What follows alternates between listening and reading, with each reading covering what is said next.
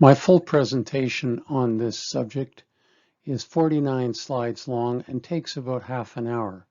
So this is a quickie overview to enable you to see whether there are any parts you want to see in more detail. It is aimed at cancer survivors. And it's prepared by me because I have a background, I have cancer, a background in the sciences and athletics.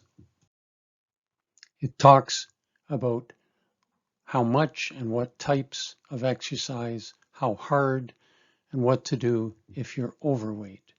Then there are some personal suggestions on exercise from my experience.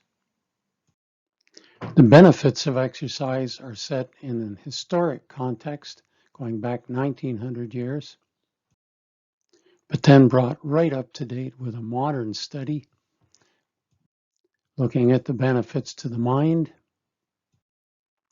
and the body,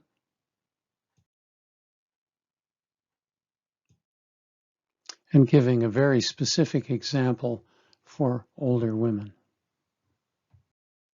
A strong caution is given to check with a physician if you're in any doubt. And then 2 different sorts of exercise are discussed in detail. The top group is mainly, in my mind, to prevent injuries, and the bottom to develop your cardiovascular efficiency. That first type is particularly important to older people to prevent falls, which are a major problem. Doing these exercises at home or in groups is discussed. Some very simple examples given of things you can do at home without equipment or with very simple equipment.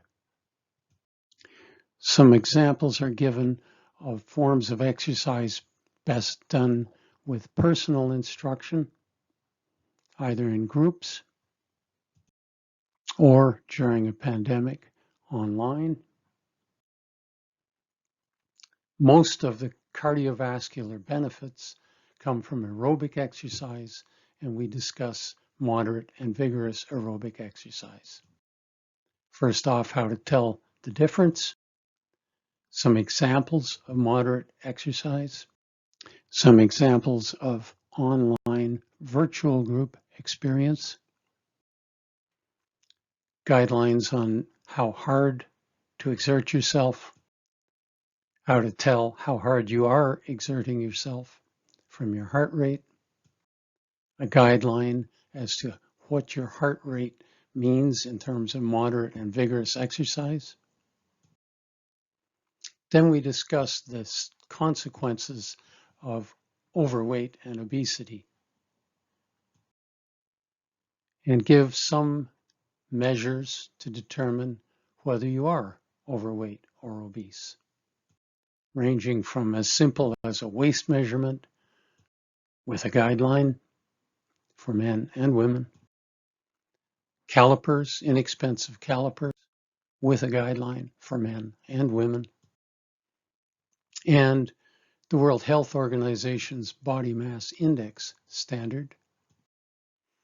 Then we discuss cutting empty calories as one of the simple ways to reduce your weight, or burn off the weight through exercise, 3,500 calories equaling about a pound of weight loss. The rate at which calories are burnt at varying levels of exercise intensity is presented: light intensity, moderate intensity, and vigorous intensity. It is shown that moderate exercise is more efficient at burning off fat than vigorous exercise. There is then a brief discussion of the metabolism of carbohydrates and fats, and a strong case is made for building some vigorous intensity into your exercise regime. The importance of rest as a critical part of your exercise regime is stressed. Some specific recommendations are made on running and jogging technique. The use of a log to track your exercise is recommended, either a simple log or a more complex one. That there are other measures available from smartwatches, for example, to help you. The point is then made that building exercise into your life as a regular thing is important. The use of a standing desk is a simple way to get an improvement in your health compared with sitting in front of a computer.